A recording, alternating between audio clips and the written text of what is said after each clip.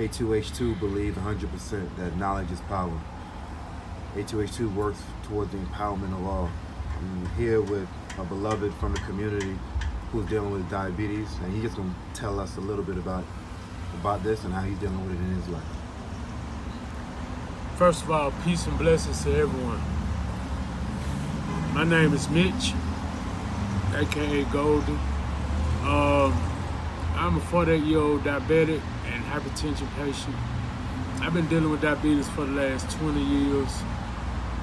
When I first found out I had it, I had been sick for like 2 weeks straight, but I refused to go to the hospital. That was just me. I didn't like hospitals, so I didn't go get myself checked out, until I fell out.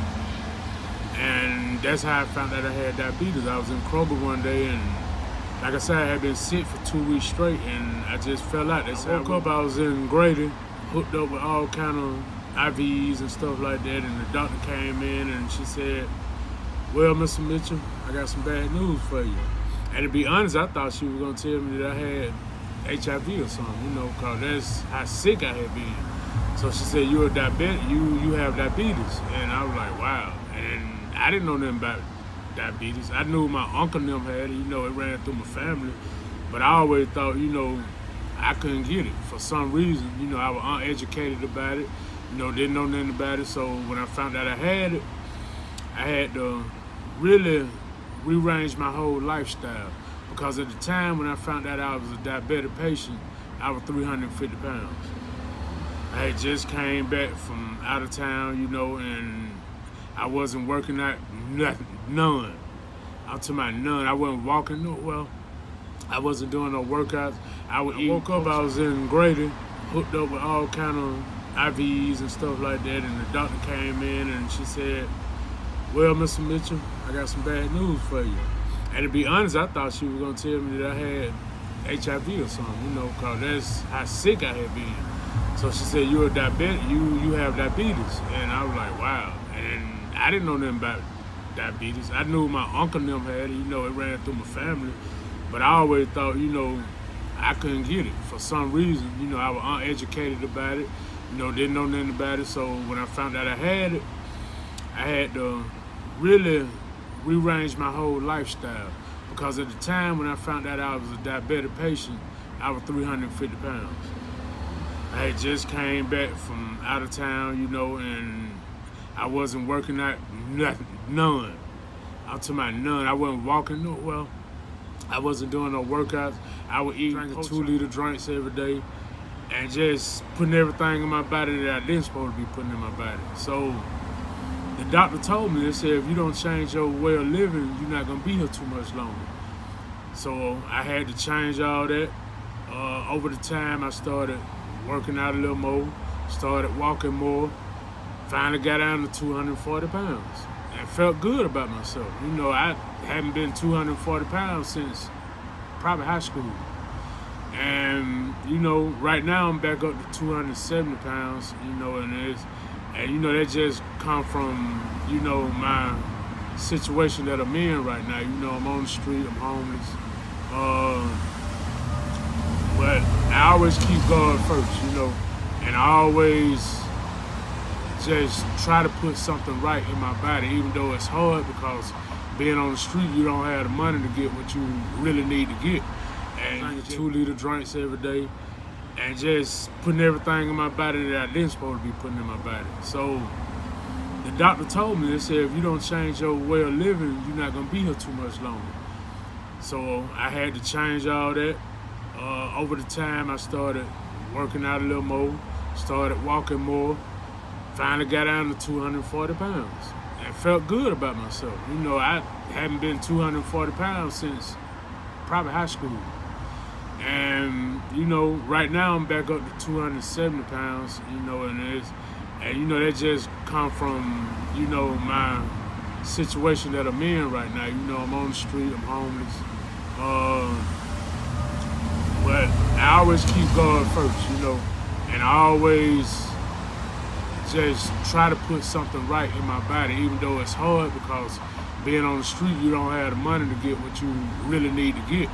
And so I just want to let everybody know, it's a struggle every day. I'm in pain every day. I have to take insulin 2 times a day. I have to take 25 units in the morning, 25 units in the evening. I have to stick myself.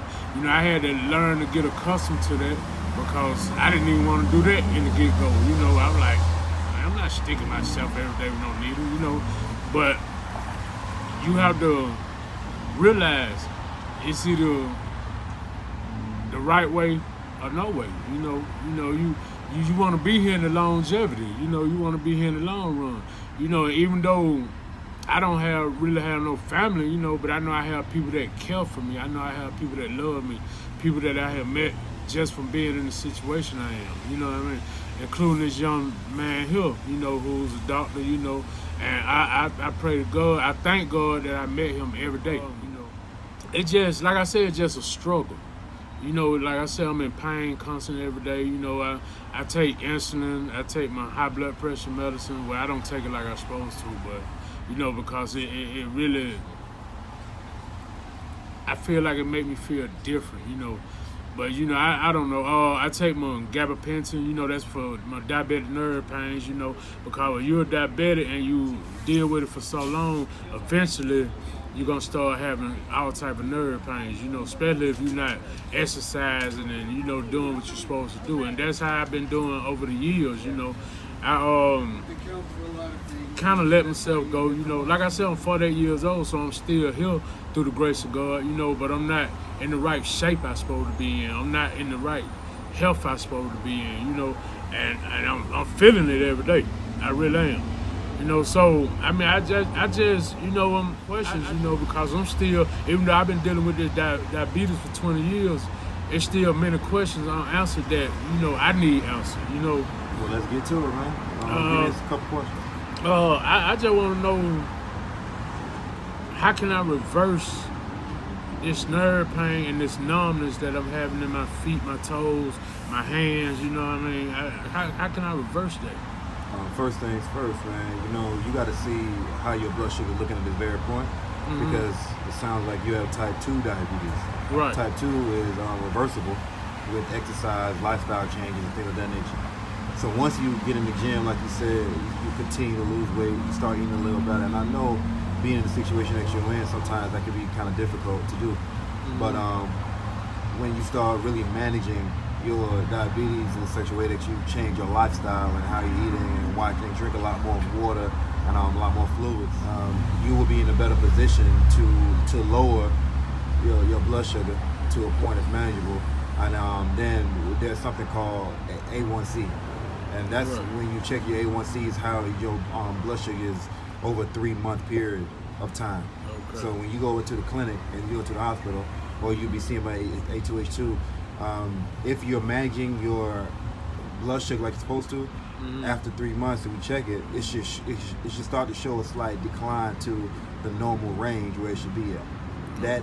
And those symptoms like the diabetic neuropathy, or the distal limb, your fingers and your toes feeling a certain way, that's along the course of uncontrolled diabetes. Okay. And so even though you're doing your insulin, so if you're not managing your high blood pressure, that's counterintuitive as well.